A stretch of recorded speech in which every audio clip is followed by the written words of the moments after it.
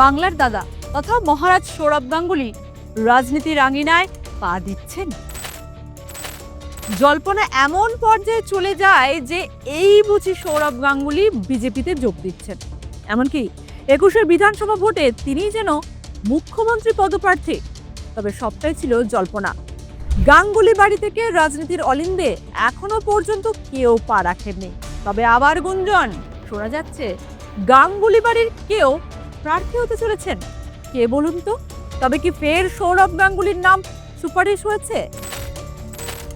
এবার কোন দলে? রাজনীতির আঙিনায় নতুন ভূমিকায় দেখা যেতে পারে অভিনেত্রী শুভশ্রী গাঙ্গুলিকেও।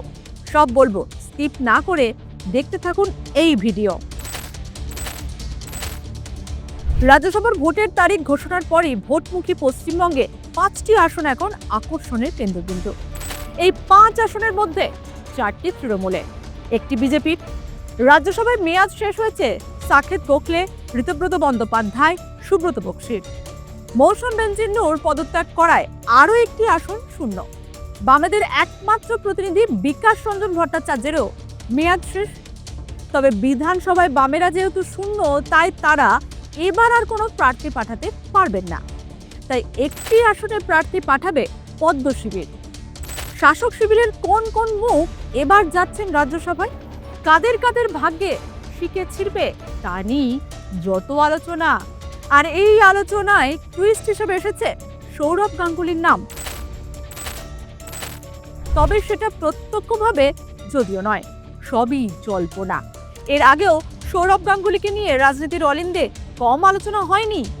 এই তো ২১ বিধানসভা নির্বাচনে গোটা বাংলা জুড়ে হইচই পড়ে গিয়েছিল। কেন্দ্রীয় স্বরাষ্ট্রমন্ত্রী অমিত শাহ শাহী ভোজন সারেন গাঙ্গুলি বাড়িতে।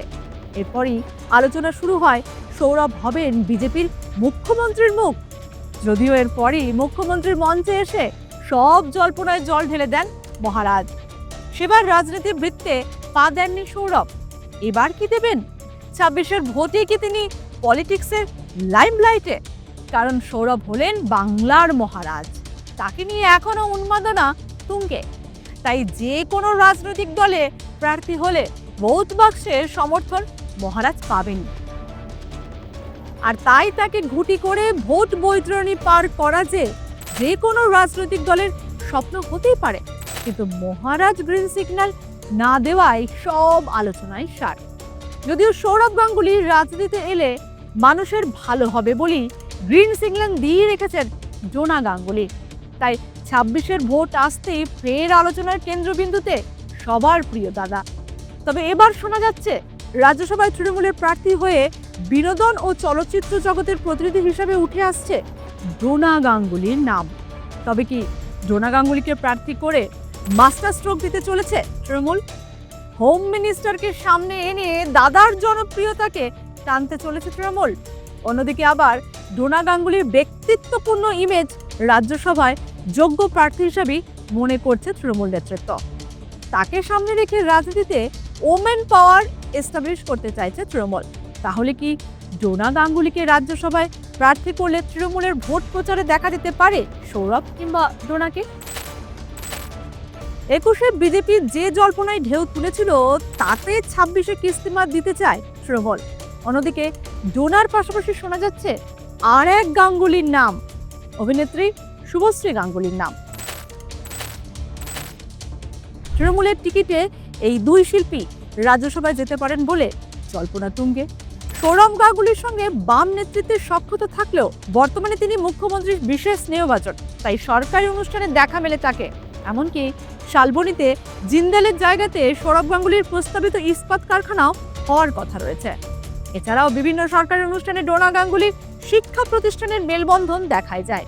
তাই ডোনা গাঙ্গুলিকে প্রার্থী করতেই পারে তৃণমূল। অন্যদিকে পড়ে রইল শুভশ্রী গাঙ্গুলি। শুভশ্রী গাঙ্গুলি তৃণমূল বিধায়ক রাজ চক্রবর্তীর পত্নী। সম্প্রতি রাজ্য সরকারের একটি তথ্যচিত্রে তাকেও ও অঙ্কুশকে অভিনয় করতে দেখা গেছে। রাজ্য সরকারের মহানায়ক পুরস্কারও পেয়েছেন এই শুভশ্রী। এছাড়াও তার সমসাময়িক দেব, নুসরাত, মিমিদেরও সংসদে পাঠিয়েছে তৃণমূল। তাই শুভশ্রী গাঙ্গুলিকে রাজ্যসভায় মনোনীত করলে অবাক হওয়ার কিছুই নেই। রাজ্যসভার সাংসদ পদ থেকে আগে ইস্তফা দিয়েছেন তৃণমূল ছেড়ে কংগ্রেসে যোগ দেওয়া মৌসুম বেনজির। ওই পদে ওজনদার সংখ্যালঘু কোনো প্রার্থীর খোঁজে রয়েছে তৃণমূল।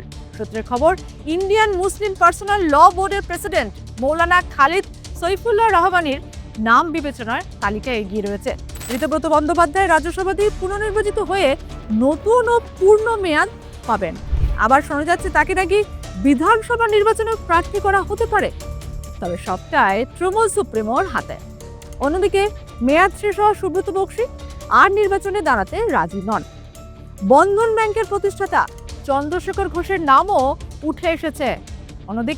অন্যদিকে বিজেপি শিবিরও কাকে প্রার্থী করে রাজ্যসভায় পাঠাবে তা নিয়েও আলোচনা জারি। বিজেপি শিবির থেকে কানাঘুষো শোনা যাচ্ছে লকেট চট্টোপাধ্যায়, অভিনেতা তথা রাজনীতিক মিঠুন চক্রবর্তীর নাম।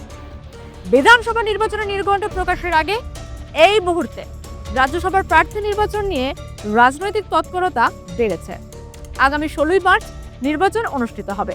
দেশ জুড়ে 10টি রাজ্যের 37টি আসনের মধ্যে পশ্চিমবঙ্গে রয়েছে 5টি আসনের নির্বাচন।